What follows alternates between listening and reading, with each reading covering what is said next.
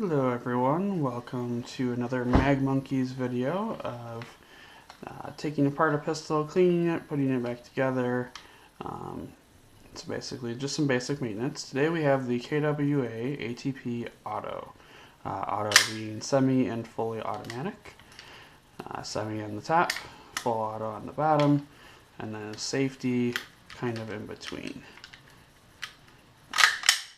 Kind of an overview of this gun. I do love the fact that it has the extended slide release. Just kind of makes things a little bit easier when it comes to operating the gun. One thing I'm not super crazy about is the safety aspect of this. It kind of tends to get stuck in one way or the other, and basically you have to do what I just did to kind of actuate that. Granted, I did pick this gun up used, so it could be some sort of issue that I'm getting. But from what I understand, that this is actually a fairly common issue with these guns. So keep that in mind when you purchase this weapon. If you're not getting the results you want right away, you might want to rack the slide back and make sure that you're getting a good solid purchase with like the semi or full auto selector, and then it works just fine. And generally I don't see it getting knocked out of place.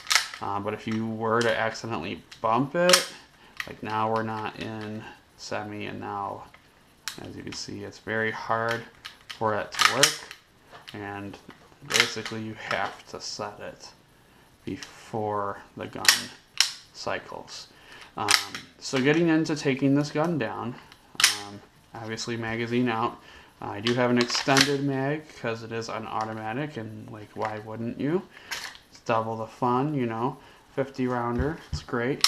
But to break down the gun, go ahead and cock it. Breaks down very similar to a Glock. You're gonna pull down both threads, or both side levers here, and you're gonna allow it to slide right off. In theory. There we go. Okay, so perhaps the safety has to be on, and again, perhaps that's something just because it's secondhand to me that it's doing. Couple things that I want to note about this pistol. Number one is the lower receiver. It is based off of a Glock frame, believe it or not, so the trigger guard at least is Glock standard. It will fit in circle holsters, which is kind of nice, and most G series holsters will accommodate this pistol, so that's something good to know. If you're looking to buy it. As far as the actual ergonomics go, you know, it breaks down like a Glock. The slide release is pretty much where the Glock is. This extended slide release is basically what you'll find on aftermarket parts for a real Glock. And then we get into this little thumb groove and finger groove here. Pretty similar to the Glock one. In fact, I would say it's a little better than the actual Glock one. And then we get down to the actual grip. To me personally, this feels a lot more like a M&P. I've shot both of the real ones. I own Glocks. It doesn't really feel very much, to me at least, like a Glock grip. That's not to say that's a bad thing though. I actually generally like the feel of this pistol. It feels good in your hand. It feels great to shoot. So yeah, as you can see, this thing is nasty. Like, this thing is gross. So I'm going to clean this. For hop-up adjustment, it uses the standard, well, I should say unstandard. It's the KWA standardized hop-up pistol, hop-up for their pistol, so you'll need a hop-up tool to adjust it. You go ahead and take the spring and guide rod out. Barrel slides forward. You have your outer and inner barrel assembly, and then your inner barrel will come out. It does have this little ring on it, so you want to make sure that you keep that there when you're cleaning. Just make sure it's there before you put everything back. Standard stuff back here. You got your blowback unit, nozzle, and whatnot. As you can see by my hands, this thing is really gross, so we're going to go ahead and clean it. Overall thoughts about this gun. I'll be honest, I'm not necessarily a super crazy fan of this gun. With that being said, it is a great performer. It shoots fairly accurately, and for a fairly decent distance. For a pistol, this thing does I will give it, does have some decent range. With that being said, that's kind of where my love with this pistol stops. The shooting experience itself for me is not as great as I would like it to be. It just doesn't feel like you're shooting a gun. Not that, you know, shooting an airsoft gun should feel like shooting a real gun, but for me it didn't have like enough recoil. The sound really doesn't do it for me. There's just something to the experience of this gun, at least for me, that is lacking. And it's kind of hard for me to kind of pinpoint what it is. As I said before, the ergonomics of this thing are actually pretty good. I like the way it feels in my hand when I'm going to hold it and holster it and, you know, aim it and whatnot. So that piece, I feel like they hit right on the head. They took the best of both guns and put them into one as far as that goes. Maintenance and whatnot, this thing's pretty easy. You know, if you're familiar with a Glock, you're going to be familiar with how to do this. So that part I like.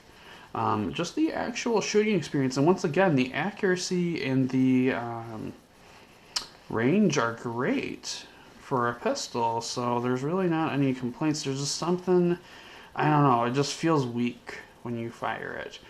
Which the FPS actually is not. You know, it's a KWA. These tend to shoot on the higher end of gas blowback pistols. Not too hot for indoors, so you'll probably be looking at, you know, maybe just over the 300s, the 330 range, as far as FPS goes with a .2 when you're chronoing.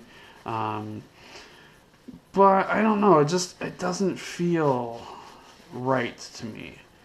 Maybe that's just because I've shot real Glocks before. Maybe it's because the Wii Glocks tend to be a lot snappier and just give you more of that experience. Maybe I've been spoiled by that. I don't really know. Not to say that's a bad gun, though. It's a great performing pistol. Highly recommend it for anyone that's looking to get one of those G-series pistols, you know, since they're kind of, you know, outlawed in a sense with the trademark bans and whatnot. This thing is about as close as you're going to get legally. Now, is that to say that you can't get your hands on a Wii Glock or Stark Arms or KJW or any of those other brands? No, it's not to say you can't. But if you're like one of those people that's stickler on like the trademark rules and whatnot, you know, this is definitely a good alternative for you if you're still in that market for something very similar to a Glock to do some training with. Going on to lubing here, any of this metal on metal contact, which it seems to have a lot, I'm going to go ahead and put a little bit of lube on. You don't want to overdo it, you don't want to go crazy with the lube, but definitely want to make sure you have enough on there to get things going. You want things to be moving pretty well. Avoid putting it on the nozzle. You don't want to get that in your hop-up chamber. That would be bad news for your bucking. It'll swell, cause problems. Talked about this before in my other videos. Just take my word for it. This is not a problem that you want to have. You're going to go ahead and actually I'm going to grab some Q-tips real quick. In case you have not seen why we'd use Q-tips, I use them to clean the inside of my barrels for my pistols and any of those hard to reach places in the frames and whatnot. With it being this dirty on the inside, yeah, look at that. That's pretty bad. You want to be gentle when you're doing this, though. Don't be super scrubby because you don't want to tear the hop-up rubber, which would be like really, really bad. Unless you're going to go ahead and take this bad boy apart and put a new one in there, which is money you don't need to spend if you clean this the right way. At least initially. You will eventually have to replace it. But yeah. So overall, it's a decent pistol. I like it. Is it my favorite pistol? No, it's not. Is it one of the better performing pistols I have? I actually would have to say yes, despite the fact that it's not my favorite, which I know is kind of ironic, but it's just the way I feel. You know, love it or hate it. That's my opinion. Do with it what you will. Putting it back together is pretty simple. Just reverse the steps that you had going on. And there you have it. Let's just make sure everything works. Reset, go. And then actually this is a good educational opportunity here. So normally when you clean your pistol, you want to check, make sure it fires. Okay, cool. It does. On a semi-auto pistol, you want to hear that reset, which apparently I did not get it. There's the reset. Boom. So that means you're on semi. With a full auto pistol, you will not get that reset. And the reason is the full auto setting itself disables that sear.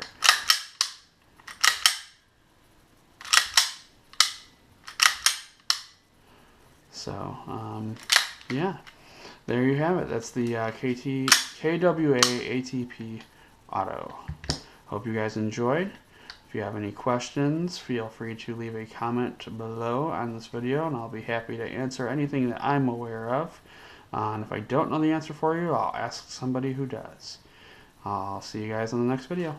Thanks for watching.